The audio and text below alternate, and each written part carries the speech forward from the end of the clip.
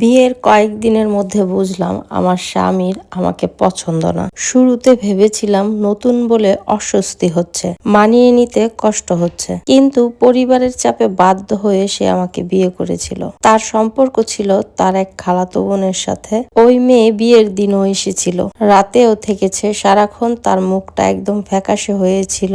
আমি তখন ব্যাপারটা নিয়ে ওইভাবে ভাবিনি। দিন যত গেল স্বামীর অবহেলা বাড়তে থাকলো। একটা সময় সে আমাকে সহ্য করতেই পারতো না, সারাক্ষণ ছোট করার চেষ্টা করত আর সরাসরি বলতো তোমাকে দেখলে আমার ঘৃণা হয়। আমার শাশুড়ির কথায় তবুও মানিয়ে নেওয়ার চেষ্টা করেছিলাম। খালাতো বোনের সাথে তার সম্পর্ক ছিল 4 বছরেরও বেশি।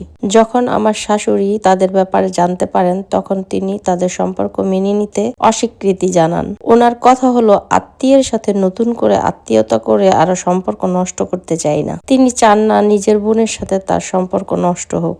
নিজের ছেলেকে সব ভোলাতে ছেলেকে বিয়ে করার সিদ্ধান্ত নেন। ছেলেকে অনেকটা বাধ্য করে আমাকে বিয়ে করান। তিনি তার ছেলেকে বলেন যদি খালাতো বোনের সাথে কোনো প্রকার সম্পর্ক রাখে তাহলে তিনি তার ছেলের সাথে সম্পর্ক ত্যাগ করে দিবেন। আমার শাশুড়ির সম্পূর্ণ ধারণা ভুল ছিল। সে ভেবেছিল তার ছেলেকে বিয়ে করালে সব ভুলে যাবে, কিন্তু তার ছেলে তো সেই পাত্র নন। মানুষটি কোনোদিনও আমাকে পছন্দ করেনি। এত কিছু করেও আমি তার ভালো লাগার মানুষ হতে পারিনি। একটা সময় সে আমার চোখের সামনে তার প্রাক্তনের সাথে যোগাযোগ করে, ফোনে কথা বলে, দেখা করে।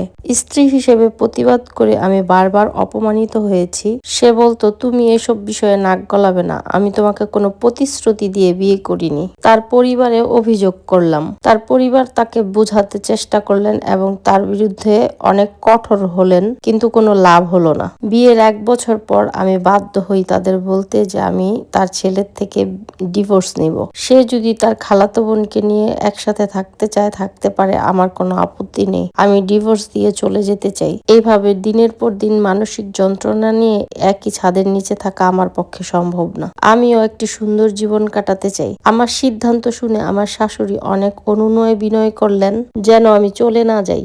অপরদিকে আমার স্বামী রাজি ছিলেন আমাদের বিচ্ছেদ ঘটাতে, কিন্তু সমস্যা হলো তার প্রাক্তন রাজি নন। আপত্তি করে বসলো তার প্রাক্তন।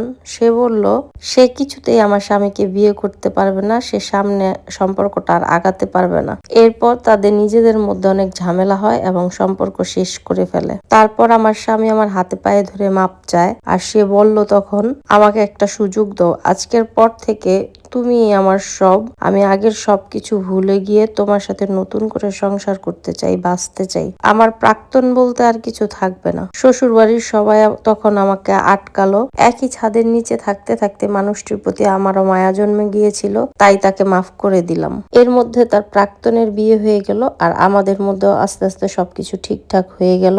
সে আমাকে অনেক ভালোবাসতে লাগলো, যত্ন করতে লাগলো। আস্তে আস্তে আমি মন থেকে পুরনো স্মৃতিগুলো মুছে ফেলতে লাগলাম। যদিও সবকিছু ভোলা যায় না, তারপরও ভোলার চেষ্টা করলাম। যে কোনো স্ত্রীর কাছে তার স্বামীর অন্যত্র সম্পর্ক মেনে নেওয়া এবং ভুলে যাওয়া খুবই কষ্টের। প্রথম আমার শাশুড়িকেই দায়ী মনে হতো। তিনি যদি তাদের সম্পর্কটা মেনে নিতেন তাহলে আজকে 3টা জীবন এইরকম ক্ষতির সম্মুখীন হতো না, কষ্টের মধ্যে দিয়ে যেত না। যতই হোক আবেগ অনুভূতি নিয়ন্ত্রণ করা মানুষের হাতে নেই।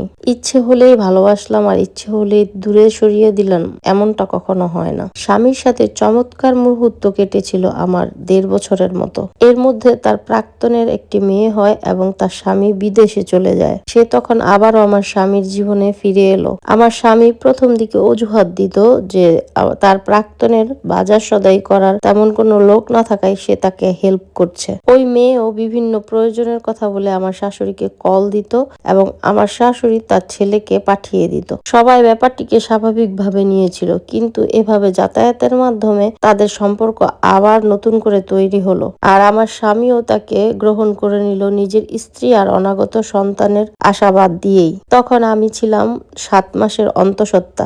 ভিডিওর লেন্থ অনেক বড় হয়ে যাচ্ছিল, তাই গল্পটা 2 পার্টে দিলাম। তো এটা ছিল প্রথম পার্ট, আর লাস্ট পার্টটা নেক্সটে দিব ইনশাল্লাহ। গল্পের শেষটুকু শুনতে চাইলে প্লিজ আমার পেজটাকে ফলো দিবেন, তাহলে পেয়ে যাবেন। তো আজকের মতো এই পর্যন্তই। আল্লাহ হাফেজ।